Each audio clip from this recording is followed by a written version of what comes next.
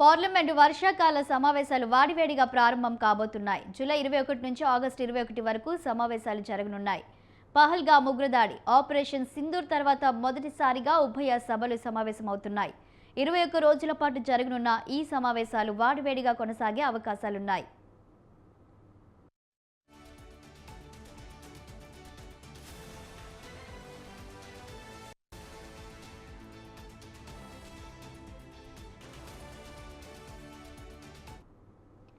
Parliament వర్షాకాల సమావేశాల నేపథ్యంలో కేంద్రం అఖిలపక్ష సమావేశం నిర్వహించింది. పార్లమెంటరీ వ్యవహారాల మంత్రి కిరణ్ రిజిజు ఉభయ సభల్లోని నేతలతో సమావేశమయ్యారు.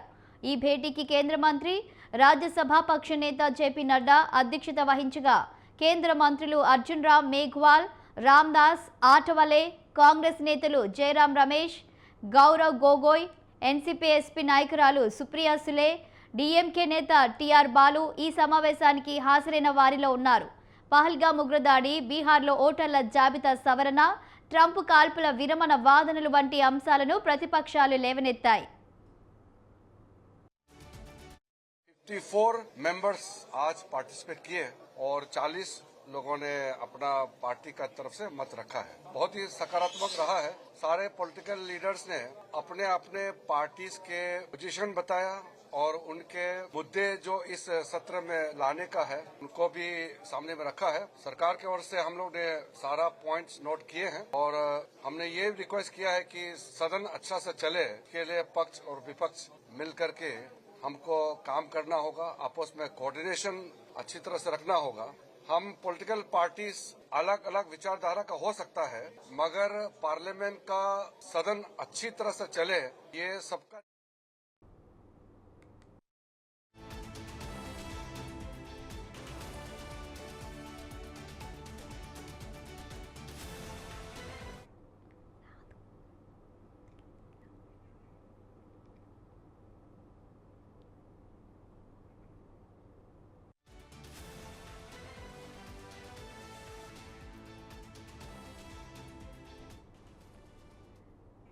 మరోవైపు ఆపరేషన్ సింధూర్పై అమెరికా అధ్యక్షుడు ట్రంప్ చేసిన వ్యాఖ్యలపై రాజకీయ రచ్చ రాజుకుంది.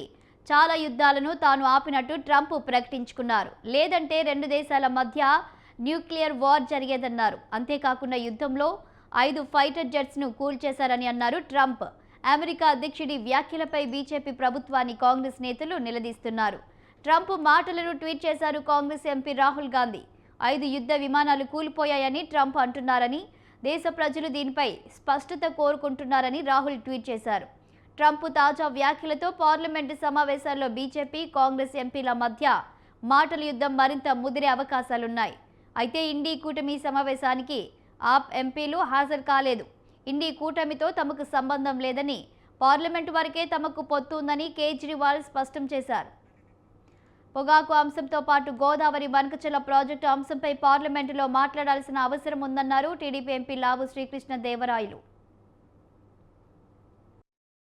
Topics of discussion in the 21 days that the parliament is going to work in this session. We want all parties to come together.